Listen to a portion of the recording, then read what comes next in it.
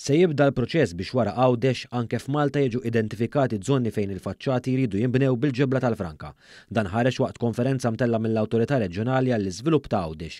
Kien il-Ministru għal Għawdex u l-Ippjanar Clint Camilleri li qal li triq il-qudiem issija li jibda proċess biex f'Malta jiġu identifikati żoni li għandhom ukoll jibnew bil-faċċati bil-ġebla tal-Franka. L-Awtorità tal-Ippjanar diġà bdiet timplementa bidla fil-policy e kif matul il-ġimgħa li għaddiet ħarġet ċirkolari fejn stqarret li l-bini f'Għawdex għandu jkollu faċċata magħmula mill-Franka. Il-Ministru Camilleri saħaq li d-dokument li tniedi l-Awtorità l-Iżvilupp Reġjonali ta' Għawdex jelenka aktar miżuri li jistgħu jittieħdu li jkunu ta' benefiċċju għat-tessut urban Għawċi.